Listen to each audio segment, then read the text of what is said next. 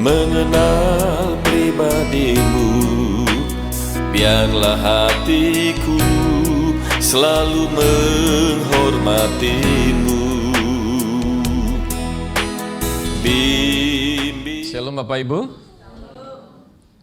Mari membuka Alkitab kita pagi ini di dalam Efesus pasal 5. Efesus pasal 5 ayat 15 sampai 17. Efesus pasal 5 ayat 15 sampai 17. Kita baca bersama-sama 2, 3. Karena itu, perhatikanlah dengan seksama bagaimana kamu hidup. Janganlah seperti orang bebal, tetapi seperti orang arif. Dan pergunakanlah waktu yang ada, karena hari-hari ini adalah jahat. Sebab itu janganlah kamu bodoh, tapi usahakanlah supaya kamu mengerti kehendak Allah. Katakan. Bapak Ibu yang Tuhan kasih, pagi ini saya ingin mengajak Bapak Ibu merenungkan kebenaran hidup merupakan kesempatan. Saudara harus bisa mengerti apa yang dimaksud dengan tema ini. Karena kalau saudara salah atau gagal memahami hidup sebagai sebuah kesempatan, maka ada potensi di dalamnya orang menggelar hidupnya dengan cara yang salah. Kenapa demikian? Karena pada umumnya orang itu memahami hidup sebagai kesempatan ini adalah kesempatan untuk tujuan yang lain. Bukan kesempatan yang seperti Allah inginkan. Ini berbeda. Kalau kita bicara dengan orang-orang yang tidak mengenal Tuhan, atau orang-orang Kristen tapi tidak mengerti Injil yang murni, maka kesempatan itu dimaknai sebagai kesempatan untuk memburu kekayaan, memburu uang, mengumpulkan uang, dan memanjakan keinginannya dengan uang dan harta yang dimiliki. Bahkan dia berharap dengan memiliki uang, harta, kekayaan itu, dia mendapatkan apa yang disebut dengan kebahagiaan. Artinya bahwa kebahagiaan itu dimaknai berasal dari apa yang dimiliki. Orang dunia berpikir bahwa semakin banyak harta, maka berarti hidupnya semakin sukses. Semakin banyak memiliki uang, itu tandanya atau ukurannya untuk bagi orang dunia, dia disebut sebagai orang sukses. Saudara, itu sebabnya orang menggelar hidupnya, menghabiskan waktu dan energinya, menggelar hidupnya dari pagi sampai malam, bahkan dari hari ke hari, bulan ke bulan, tahun ke tahun, menggelar hidupnya hanya mengejar sesuatu yang disebut dengan kekayaan, uang, dan apapun yang diinginkan untuk memenuhi selera daging dan keinginannya.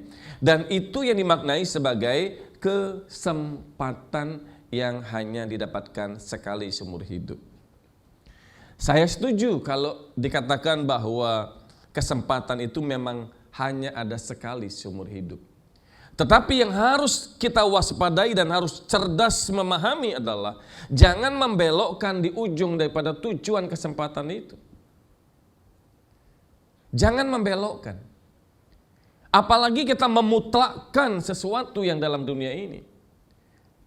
Yang miskin ingin agar menjadi kaya. Lalu keinginannya ini menuntun dia menggelar hidupnya dengan segala macam cara untuk bisa menjadi kaya.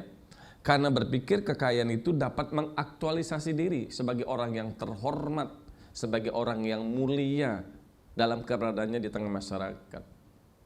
Saya cuma ingin katakan kepada saudara bahwa konsep-konsep seperti ini yang harus kita perbaiki. Konsep-konsep seperti ini yang harus kita luruskan. Bahkan yang saya sayangkan adalah konsep seperti ini memasuki dan meresuk di dalam pengajaran-pengajaran yang sering kita dengar dalam gereja Tuhan hari-hari ini. Gereja mengajarkan bahwa Anda harus percaya Yesus, bukan saja Anda dijamin masuk surga begitu percaya Yesus, tapi juga hidupmu di dalam dunia ini dijamin sukses, berhasil, dan engkau naik bukan turun menjadi kepala dan bukan ekor. Pendeta banyak kali mengambil atau mencomot ayat-ayat tertentu untuk mencapai sebuah ide yang sebetulnya bukan ide Alkitab, tapi idenya sendiri, keinginan sendiri yang dibangun dari premis yang salah tentang makna sebuah kesempatan itu. Saudara bisa mengerti maksud saya? Bapak Ibu yang Tuhan kasih, itu sebabnya gereja selalu menyajikan setiap minggu khotbah-khotbah, pengajaran-pengajaran yang berputar atau berpusar. Pusarannya itu selalu bicara soal berkat, mujizat, sukses secara materi. Maka kita temukan khotbah-khotbah yang spektakuler terdengar indah di telinga. 3 langkah menuju sukses. 4 langkah menggapai berkat. Hidup menjadi kepala bukan ekor. Dan lain sebagainya. Tidak ada yang salah dengan kata-kata itu. Tidak ada yang salah dengan ayat-ayat yang dicuplik. Yang salah adalah apabila kita memberikan makna yang berbeda. Memperkosa eksistensi ayat. Sebab kalau kita menyampaikan kebenaran, jangan hanya berdasarkan satu ayat yang kita coba dan bangun sebuah kesimpulan atau premis yang dibangun dari ayat itu. Khotbah itu harus dibangun di atas kebenaran firman Allah, bukan hanya teks, tapi juga konteks dan koteks. Jadi harus menyatu, saudaraku. Dan Injil yang benar tidak pernah mengajarkan orang Kristen dipanggil untuk tujuan menggunakan kesempatan itu untuk mengejar sukses secara materi. Seperti apa yang dipahami oleh dunia ini. Karena itu adalah standar kewajaran dunia. Standar kewajaran dunia ini. Itu apa?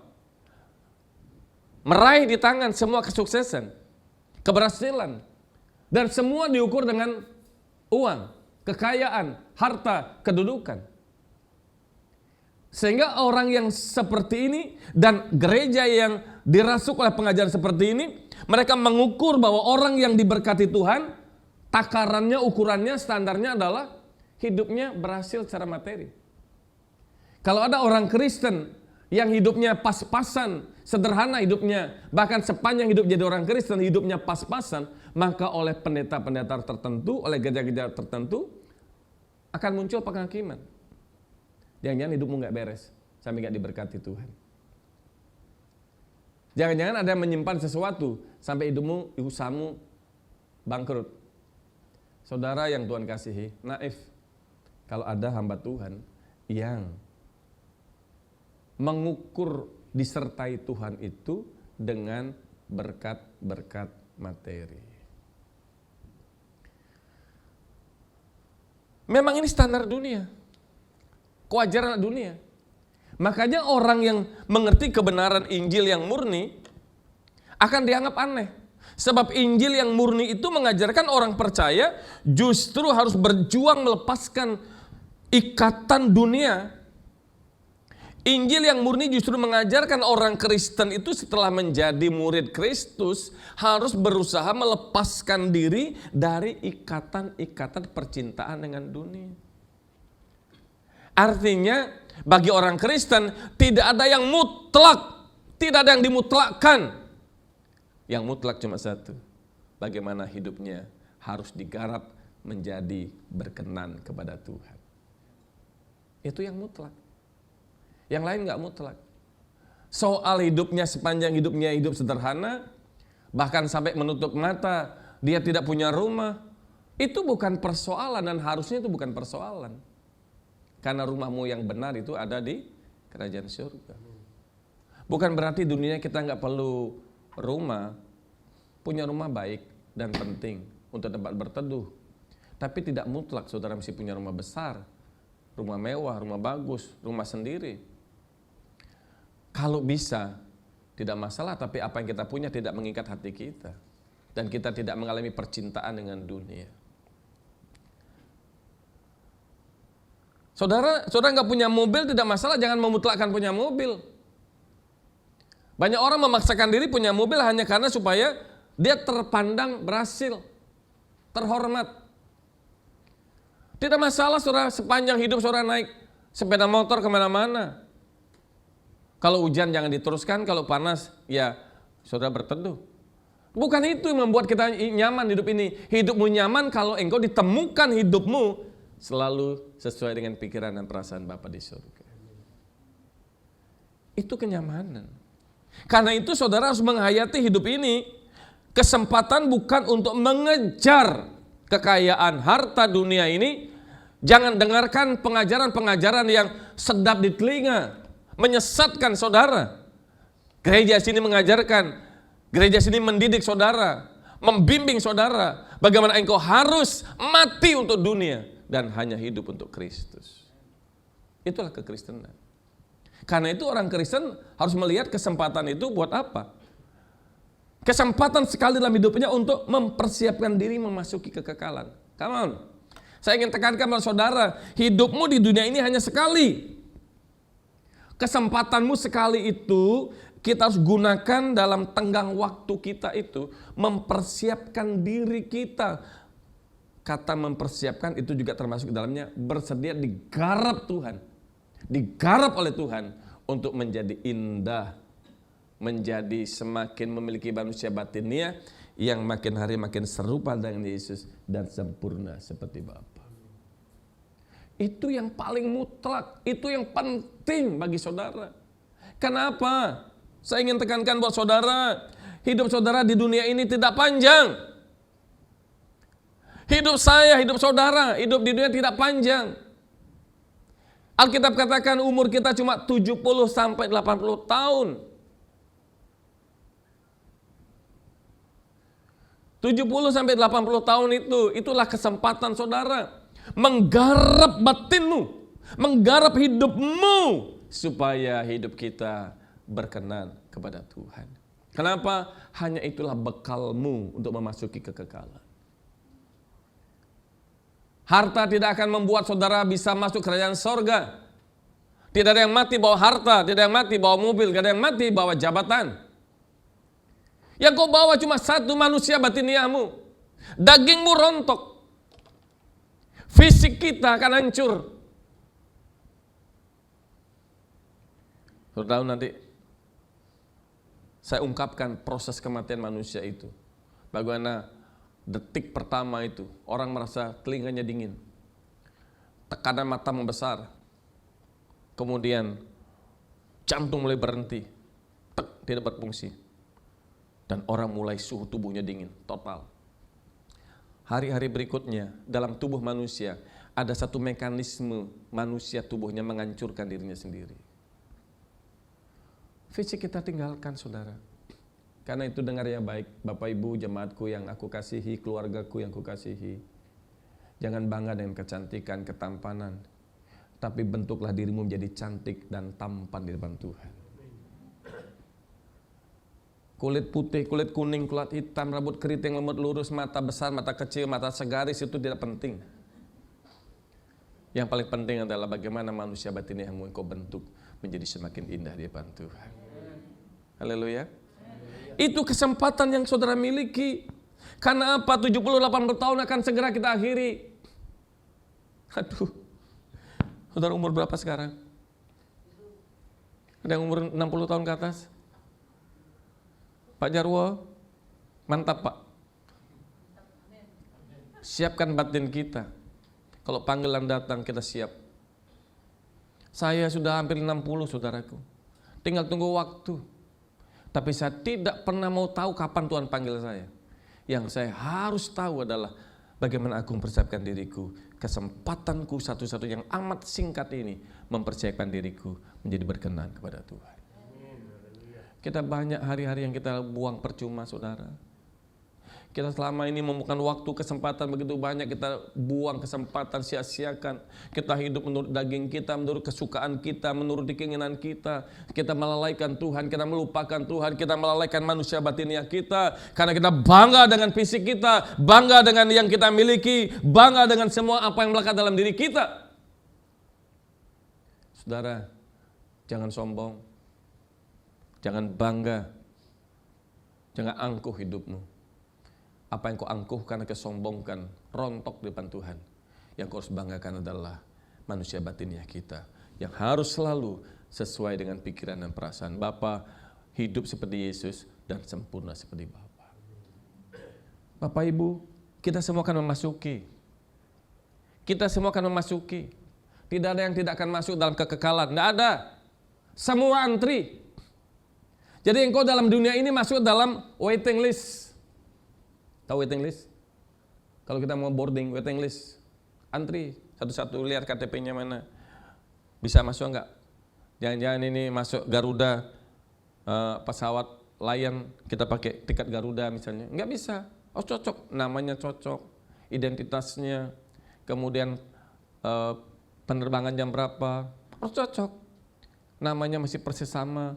Enggak bisa saya bilang, saya daftar nama Ketut Darsana, KTP saya Tuki Jam. Enggak bisa, mesti sama. Bapak namanya siapa? Saya baru 2 jam lalu ganti nama Pak Tukian. Enggak bisa. Bapak namanya siapa? Daftar itu yang masuk. Saudara, namamu ada dalam kitab kehidupan, katakan amin. Tapi dalam nama kitab kehidupan itu, saudara, engkau harus melukis batinmu supaya ketika berdiri dalam pengadilan Kristus di kekekalan, malaikat katakan, ini dia yang ku nanti-nantikan. Saudara yang Tuhan kasih, ayo kita hayati kekekalan ini. Katakan amin. Dalam 70-80 tahun ini semuanya tidak pasti, saudara.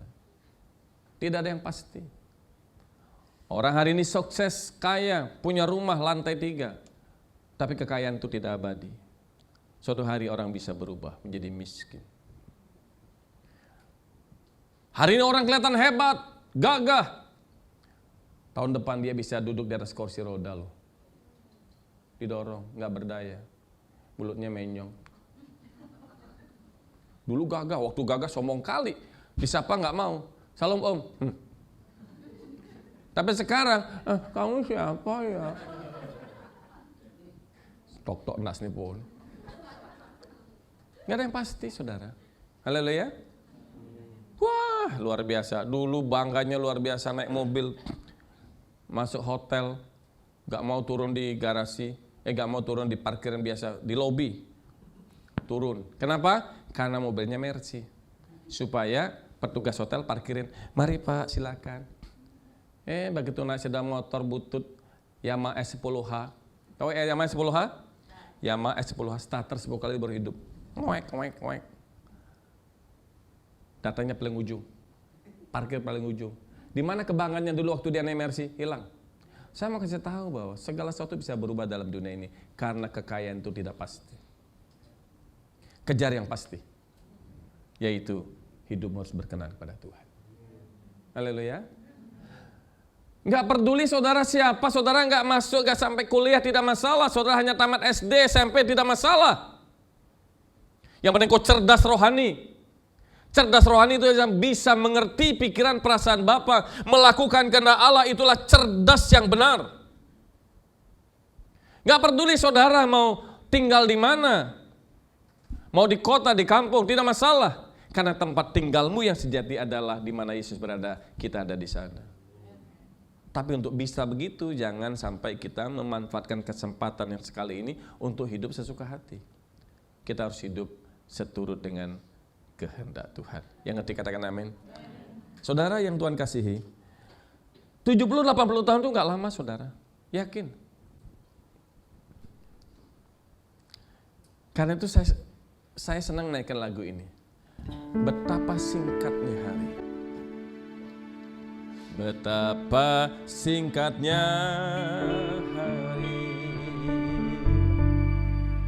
Umur manusia bagai hembusan uap, sekejap kan lenyap. Hanya 70 tahun, hanya 70 tahun. Demikian firman-Mu dalam detak waktu, semua berlalu dengan buru-buru. Sesungguhnya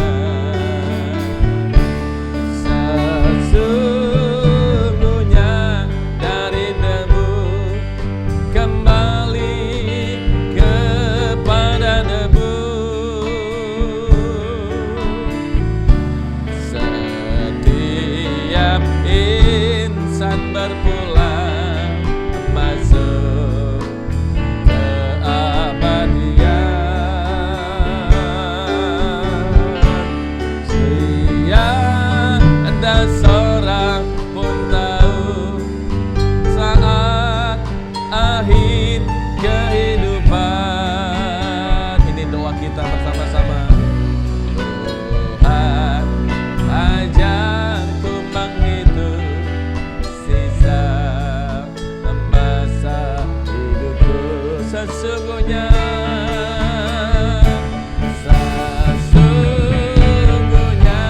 dari debu kembali kepada debu. Setiap insan berpulang masuk keabadian. Tiada seorang pun tahu saat akhir kehidupan. Ini doa kita. Tuhan, amin. Sisa masa hidupku, Tuhan ajarku menghitung. Tuhan ajarku menghitung sisa masa hidupku.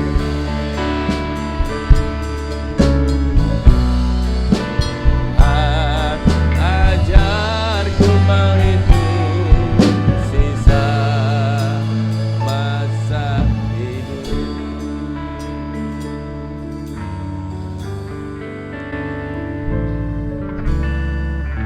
Kata Tuhan ajarku menghitung itu mengandung pengertian aku mendaftarkan diri di hadapan-Mu Tuhan.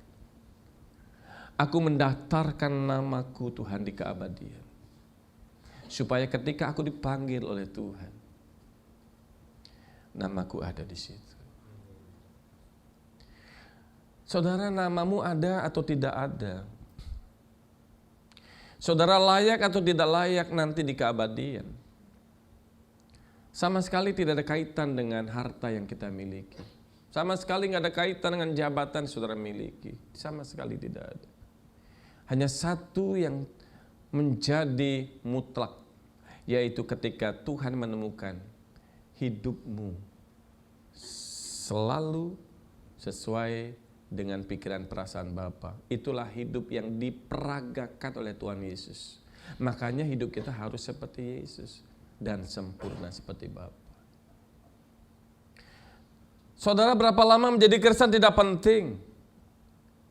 Bahkan ada di antara saudara yang sudah keturunan Kristen. Bukan jaminan otomatis menjadi orang yang percaya atau diterima di kerajaan Allah. Minggu lalu saya sampaikan buat saudara, orang yang dipilih tidak otomatis menjadi orang yang terpilih. Masih ingat ya? Orang yang dipilih itu artinya orang yang dikondisikan oleh Tuhan untuk bisa menjadi percaya dengan Yesus. Tapi ketika orang menjadi percaya kepada Yesus tidak cukup. Dia harus bersedia dimuridkan. Dan orang yang dimuridkan itu berarti orang yang mengkondisikan dirinya sendiri, melepaskan semua kedagingan, melepaskan ikatan dengan dunia, dan melekatkan seluruh hidupnya selalu sesuai dengan pikiran perasaan Bapa. Jadi makanya orang yang dipilih, betul semua orang dipilih, diberikan kesempatan. Saya diberi kesempatan, saudara diberi kesempatan, mereka dikasih kesempatan. Tetapi tergantung respon kita. Bagaimana kondisi hidup kita? Apakah kita bersedia mengkondisikan hidup kita supaya menjadi serupa dengan Yesus atau tidak? Jangan kita berpikir bahwa menjadi Kristen yang penting terima Yesus, masuk gereja, ikut ibadah, lalu kita merasa otomatis punya hak masuk sebagai anggota kerajaan sorga. Tidak otomatis, saudara. Karena itu kesempatan yang 70-80 tahun ini kita harus gunakan. Karena kita akan masuki semua kekekalan dan itu pasti. Saya gunakan kata akan memasuki, itu saya tekankan dua pengertian. Yang pertama bahwa itu belum terjadi. Bukan tidak akan terjadi, belum terjadi. Saudara hidup ini sekarang itu adalah detik-detik menantikan panggilan. Belum terjadi saudara dipanggil Tuhan. Nah, kesempatan yang ada ini saudara, ini yang paling rawan. Ini yang paling rawan kita dibelokkan hati kita untuk memaknai kesempatan itu bukan mengejar Tuhan tapi mengejar dunia. Dan sayangnya banyak gereja salahnya di sini. Selalu ngajarin soal mujizat berkat, menjadi kepala bukan ekor, naik bukan turun. Dan semua bumbu-bumbu ucapan dari pendeta-pendeta hamba Tuhan yang selalu mengindang-bubukkan dengan khotbah-khotbah berkat seakan-akan menjadi Kristen jaminan hidup kita sukses secara dunia. Menjadi Kristen berarti memanfaatkan nama Yesus untuk meraih semua keinginan daging kita. Sesat saudara. Sesat. Justru menjadi Kristen kita mempertaruhkan hidup kita. Mempertaruhkan segala-galanya. Apapun kita bisa lepaskan, apapun bisa harus kita tinggalkan. Yang penting kita tidak kehilangan Tuhan Yesus Kristus. Itu kekristenan. Ya, dalam kesempatan yang belum terjadi ini kesempatan saudara. Karena itu saudara coba renungkan berapa umurmu sekarang. Dan bagaimana kalau secara jujur ngomong di depan Tuhan, apakah hidup kita sudah terkondisi seperti Yesus atau belum? Kan faktanya kita banyak menggunakan kesempatan hidup ini untuk kesenangan kita. Padahal kita katakan hidup kita milik Tuhan. Tapi kita gunakan hidup kita ini untuk kesenangan diri kita. Maunya kita, suka-suka kita. Kita mengejar yang tidak penting, kita mengejar yang tidak mutlak. Yang mutlak kita tinggalkan. Makanya orang Kristen seperti ini kita lihat contoh-contoh kehidupannya nyata. Dia lebih baik tidak ke gereja daripada dia tidak hadir di dalam pekerjaannya. Dia lebih baik kehilangan peluang untuk mendengar firman Tuhan daripada peluang kumpul sama teman-teman SMA karena reuni. Saudara, apapun jadi tidak penting kalau kita berurusan dengan Tuhan. Apapun jadi tidak penting kalau berurusan dengan kekekalan. Berurusan dengan Tuhan harus serius saudaraku, jangan main-main. Amin. Nah, frasa yang kedua daripada memasuki ini berarti sesuatu itu pasti terjadi. Kita akan masuk di dalam kekekalan. Sekarang belum terjadi, bukan tidak terjadi, tapi itu pasti. Kapan? Saya nggak tahu. Sekarang umur saya udah gocap lebih saudaraku. 50 lebih, saudara umur berapa? Persoalannya adalah kapan saya dipanggil Tuhan. Jangan berpikir saya dipanggil lebih cepat daripada saudara. Atau saya lebih lama dari saudara. Belum pasti. Tadi puja tadi mengatakan, tiada seorang pun tahu saat akhir kehidupan. Kenapa Tuhan sembunyikan kapan saudara meninggal? Kenapa? Dokter bisa memprediksi kelahiran. Bapak anaknya lahir tanggal 10 Oktober tahun 2020. Bisa diprediksi. Tapi kematian nggak ada bisa prediksi. Kenapa? Tuhan tidak membuka kapan kita mati. Sebab kalau saudara tahu kapan matimu, saudara tobatmu nggak benar. Tobatmu nggak murni. Kalau andaikan saya tahu saya matinya tanggal 7 Januari tahun 2022, maka mulai tanggal 2021 saya ada tobat. Tuhan saya tahu matiku, bentar lagi aku mau tobat. Itu tobatan gak murni. Pertobatan yang murni adalah setiap hari kita hayati bahwa ini hari terakhir kita. Pertobatan yang murni harus dihayati setiap hari itu adalah hari terakhir kita. Dan harus mengkondisikan diri kita untuk selalu hidup kudus. Nah itu, karena suatu pasti terjadi. Apa yang pasti? Semua orang pasti akan mati. Amin. Ada yang mau tidak mati sini? Atau saudara mau meyakini itu syairnya Hairil Anwar? Aku mau hidup 1000 tahun lagi. Lah apakah capek? Orang tua saja sekarang umur 81 udah ngomong, pindahan memek mati. Bumet hidup. Nah kalau hidup 1000 tahun lagi saudaraku, saudara napasnya ada, matanya masih buka, nggak bisa jalan. Makan dilayani, minum dilayani. Jantungmu kuat tapi fisikmu nggak kuat. Kemana-mana digotong orang. Aduh, saudara, kalau saya pilih mendingan umur pendek tapi berkualitas pada umur panjang menyengsarakan orang. Bukan persoalan berapa lama kita hidup, tapi bagaimana hidupmu berkualitas di depan Tuhan. Yang ngerti tepuk tangan dulu buat Yesus Kristus Allah kita.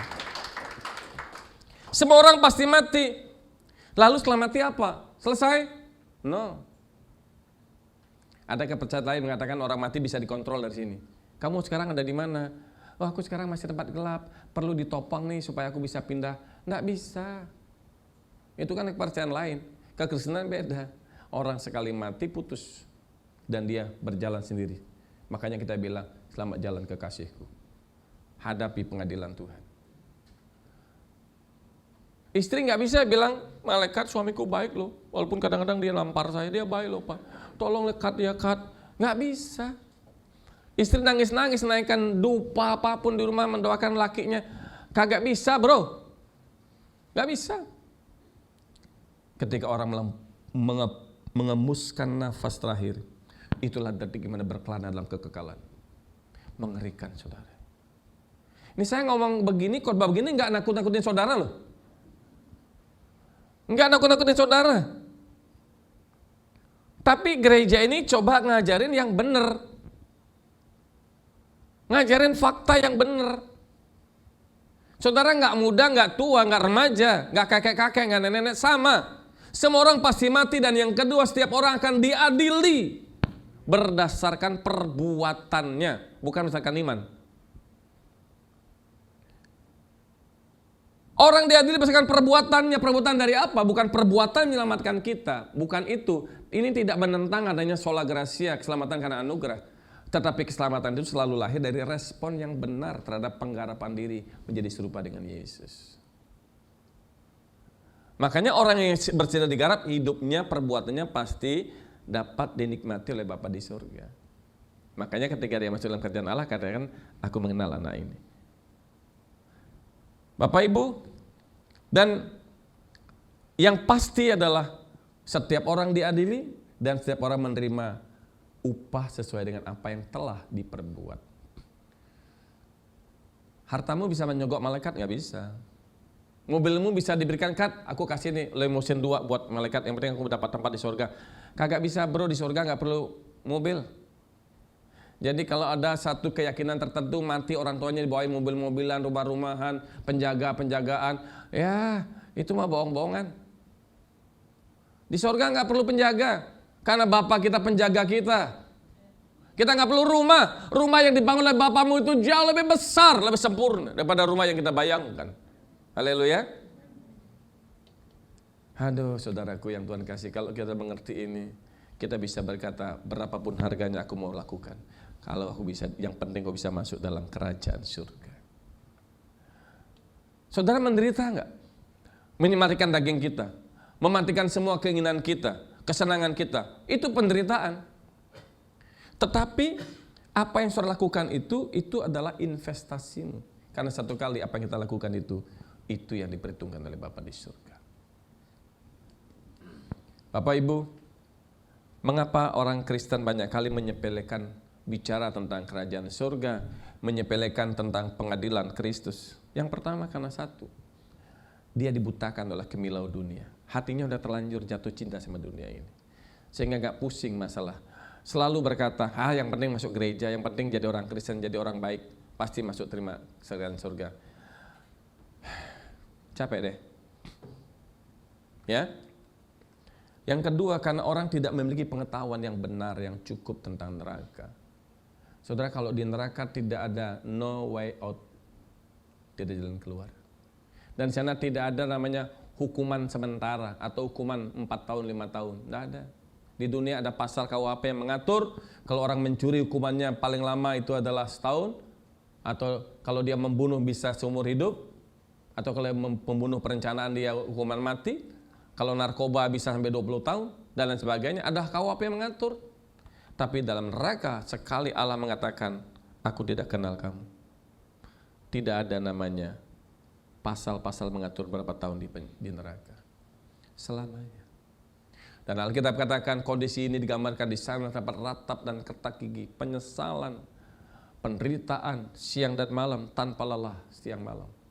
Karena itu neraka sebetulnya tidak diciptakan oleh Tuhan untuk manusia. Tuhan menciptakan neraka untuk Lucifer. Tapi orang yang hidupnya tidak mau seperti Allah, tidak mau seperti Yesus melakukan kehendak Allah, tempatnya di situ. Karena itu berarti dia mengikuti kehendak bapaknya. Bapak Ibu yang Tuhan kasihi,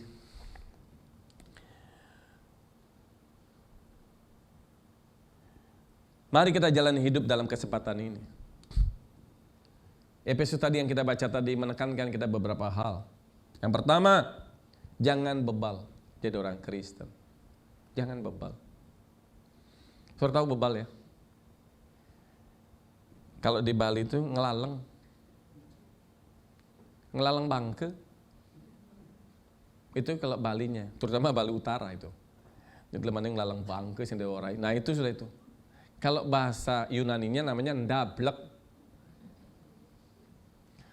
Itu orang Jawa kalau sebut ini orang ndablek itu udah wis ora iso dikandani, ora iso diajar.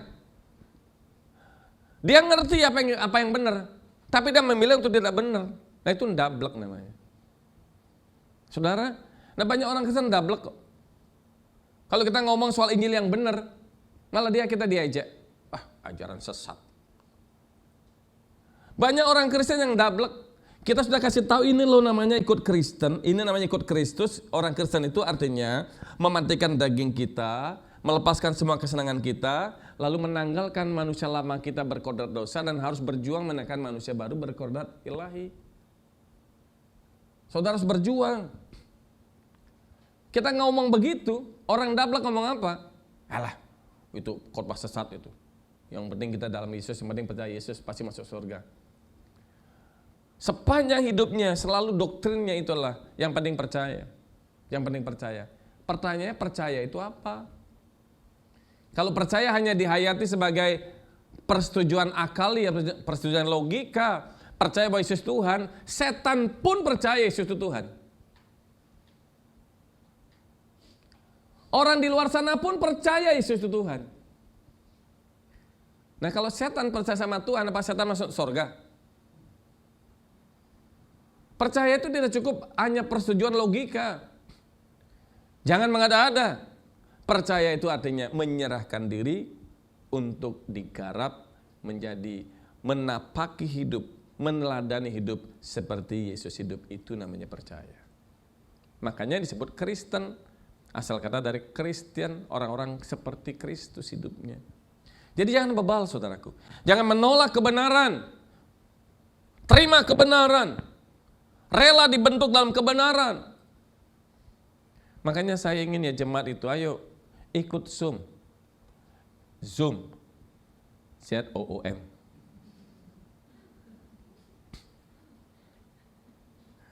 Ikut dalam Alkitab. Aduh, kok nggak ikut Zoom, Pak?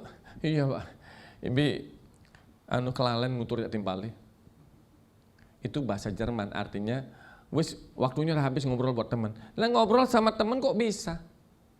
Ikut pada Alkitab kok nggak mau tuh loh. Kita asik bermain dengan kesenangan kita, tapi untuk memberikan waktu untuk belajar kebenaran firman kita nggak ada. Mau bagaimana saudara bisa mengerti kebenaran? Jangan bermimpi. Ayo belajar kebenaran itu. Belajar dari kebenaran yang terus diajarkan dalam diri kita. Sebab kebenaran yang terus tertanam dalam diri kita tuh akan mengubah mindset kita. Yang kedua, jangan bodoh. Orang bodoh tidak tahu mana yang utama, mana yang second. Mana yang terutama dan mana yang bukan terutama. Orang cerdas itu bisa tahu mana yang the first, mana yang pertama dan mana yang second. Nah, orang bodoh enggak. Contoh tadi, orang cerdas pikir kalau mau beli, menggunakan uangnya sesuatu, dia pikir, gunanya apa? Penting nggak? Lah uang punya 50.000. Tapi dia beli mainan. Di rumah nggak ada beras. Harusnya kan nggak dong. Beras lah diutamakan. Walaupun lauknya itu cuma ya sederhana, daging babi, daging sapi. Itu sederhana. Yang mewah sayur, saudara. Nah, tapi orang rela menggunakan uangnya untuk hal-hal yang lain. Itu kan namanya BODO, saudaraku. Nah, sama dengan demikian, jangan bodoh. Alkitab berikan kita jangan bodoh.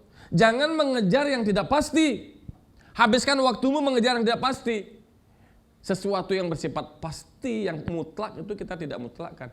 Itu namanya bodoh. Artinya di sini sederhananya adalah carilah Tuhan. Itu yang paling penting dalam diri saudara. Kejarlah Tuhan. Jangan mengejar kekayaan. Jangan mengejar harta. Kejarlah Tuhan, jadilah umat yang menyenangkan hati Tuhan. Kalau saudara sudah mengejar Tuhan, memiliki Tuhan, Tuhan segala-galanya bagi saudara. Dengar apa yang saya sampaikan. Saudara tidak perlu merengek-rengek diminta diberkati. Engkau layak diberkati oleh Tuhan. Saudara gak perlu merengek-rengek minta mujizat. Engkau layak menerima hal-hal besar yang Allah lakukan dalam hidup saudara. Karena Allah berkenan atas hidup saudara. Dan orang yang dikenal oleh Tuhan, hidupnya tidak akan pernah dilalaikan oleh Tuhan. Jangan dibalik. Gereja cari berkat. Gereja cari mujizat.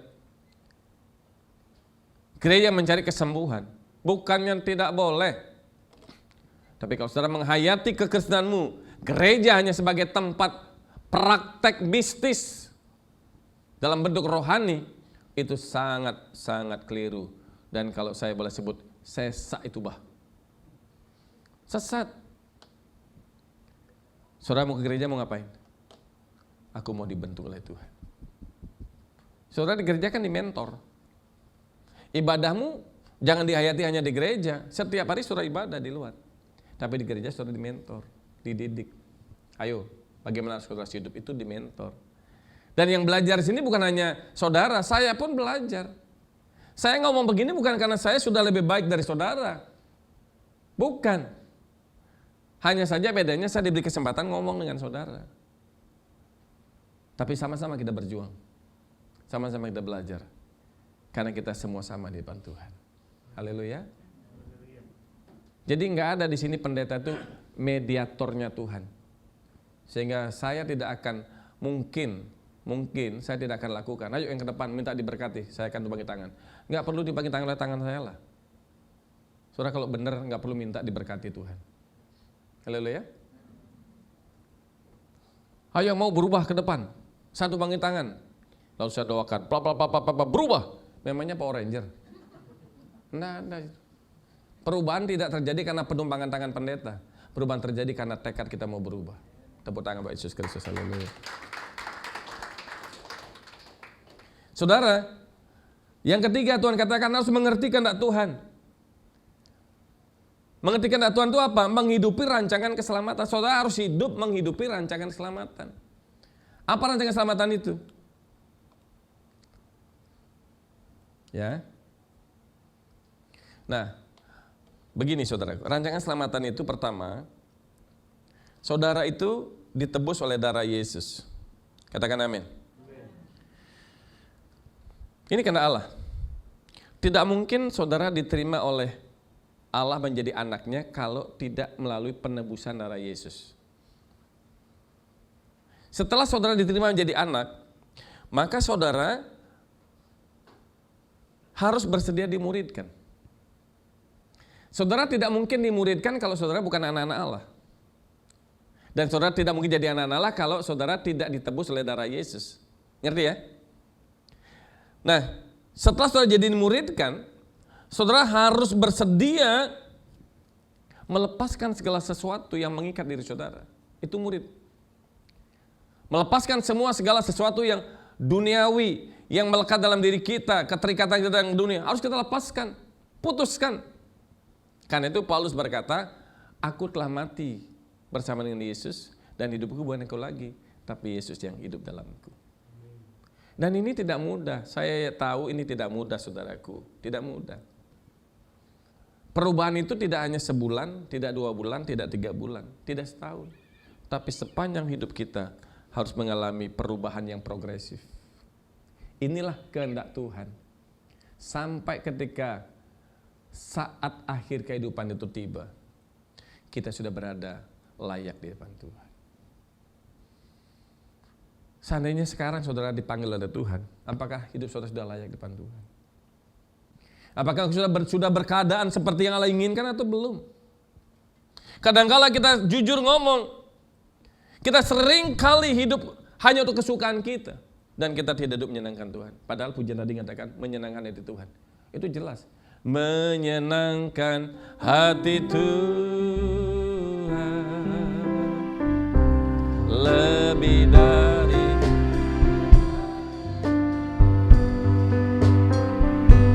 di sisa kesempatan berharga. Karena anugerah-Mu di relungan hati, di relungan hati ini, kata dan perbuatan.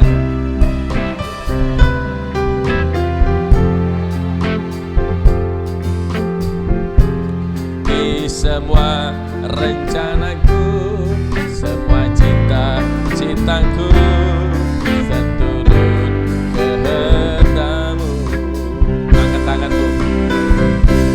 Engkau ciptakan aku.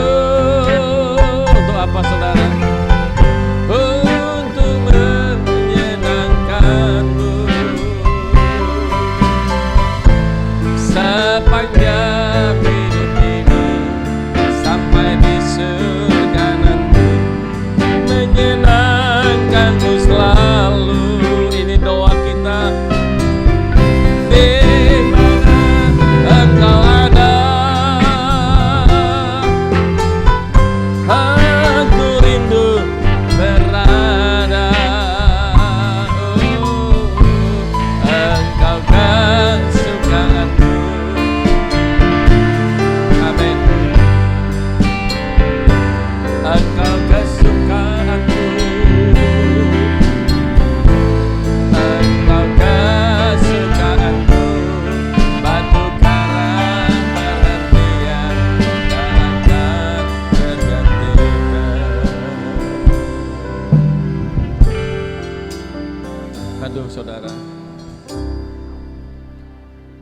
Kita kadang-kadang hidup hanya untuk kesenangan kita.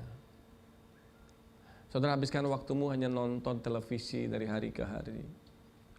Tapi waktumu untuk berdoa gak ada waktu buat Tuhan. Kau habiskan waktumu hanya untuk bercanda dengan keluargamu, anak-anakmu. Bicara-bicara hal-hal yang hanya sekedar sebagai joke. Tapi gak ada waktu untuk belajar firman. Gak ada waktu untuk bergaul sama Tuhan. Kita hidup hanya untuk kesenangan kita. Kita habiskan waktu, seluruh hidup kita, potensi kita untuk mengejar apa yang kita inginkan. Tapi kita tidak pernah peduli dengan apa yang Tuhan rindukan dalam hidup kita. Saudara, kita mesti bertobat. Banyak kesempatan yang kita sia-siakan. Hidup kita belum dinikmati oleh Tuhan.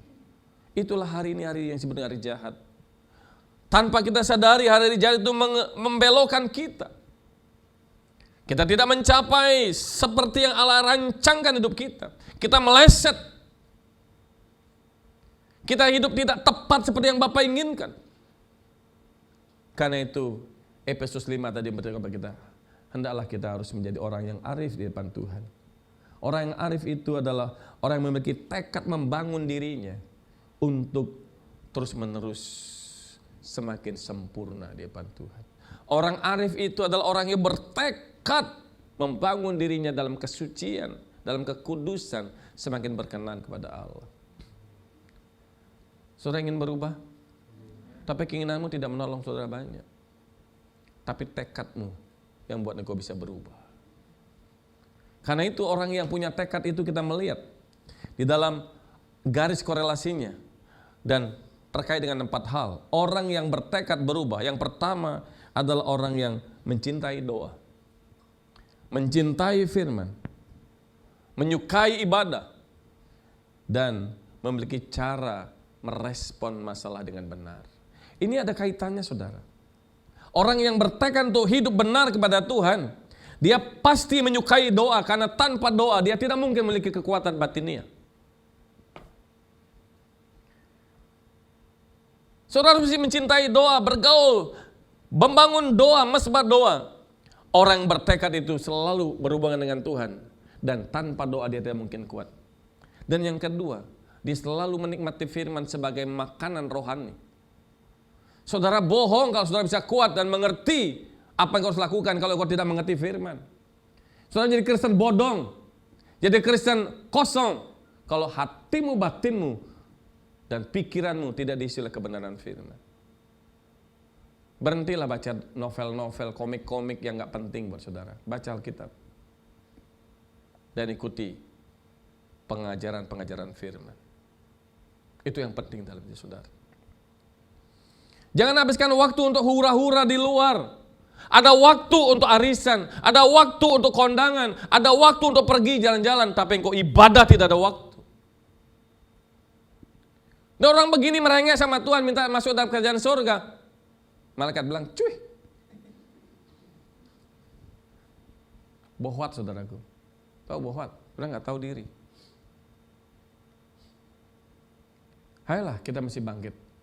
Saudara mesti menghayati begini. Yesus memberikan nyawanya bagi saudara. Dia mempertaruhkan hidupnya. Dia memberikan nyawanya, darahnya, penderitaannya dia berikan untuk saudara. Dia lakukan itu untuk saudara. Pantaskah hidupmu sembrono di depan Tuhan? Pantaskah hidupmu kau berikan ala kadarnya sama Dia yang memberikan segala-galanya bagi kita? Allah ingin kau selamat masuk kerajaan surga dan menjadi anggota kerajaan surga. Tapi engkau merespon dengan cara yang simple, dengan suka-sukamu, engkau tidak menghargai anugerah Tuhan. Kekristenan bicara soal bayar harga, respon kita. Mari kita ibadah sama Tuhan yang benar. Saya nggak paksa saudara beribadah loh. Saya cuma kasih tahu, ayo ibadah. Ibadah nggak ibadah itu pilihan saudara. Tapi percaya saya, sebagai gembala saudara ngomong, satu kali saudara akan bersyukur sama Tuhan kalau saudara punya gembala mengingatkan saudara ibadah. Tapi saudara melalaikan peringatan ini, saudara akan menyesal dan mengatakan, andai aku punya kesempatan lagi, maka apapun disampaikan oleh Pak Gembala aku akan ikutin. Terlambat sudah kau datang padaku. Kenapa terlambat? Aku sudah di surga.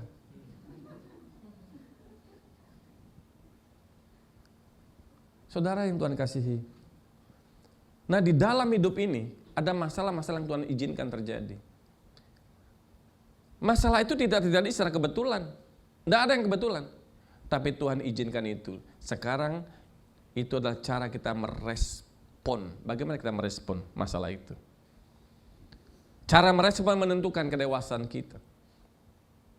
Kenapa? Semuanya Tuhan izinkan untuk satu tujuan.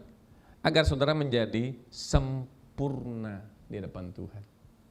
Saudara menjadi teleios. Teleios itu bahasa Yunani. Artinya sempurna seperti Bapa.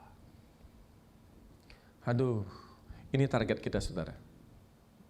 Ini target orang Kristen. Karena itu mari kita gunakan kesempatan hidup ini sekali ini. Untuk berjuang. Bertekad untuk menghidupi hidup seperti yang Yesus ajarkan kepada kita. Agar ditemukan oleh Tuhan, oleh Bapa di surga. Kita mencapai satu titik klimaks kita, teleios. Kalau kita sudah teleios, maka Tuhan katakan, sudah selesai. Pulang. Haleluya. Nah kalau saudara belum teleios dipanggil oleh Tuhan, mau kemana? Mau kemana saudara? Aduh saudara, ayo kita hayati hidup ini. Indah bersama Tuhan, haleluya. Indah bersama Tuhan tuh. Karena itu mari kita punya tekad. Tidak ada yang lain yang keingini Tuhan. Kecuali aku mau menyenangkan hatimu. Aku mau menyenangkanmu. Mari kita berdiri bersama. Ku tak mau mencintai apapun selain Engkau. Kecuali Engkau, tiada yang ku ingini. Betapa rinduku berkenan padamu, Ini hasrat jiwaku, inilah doaku.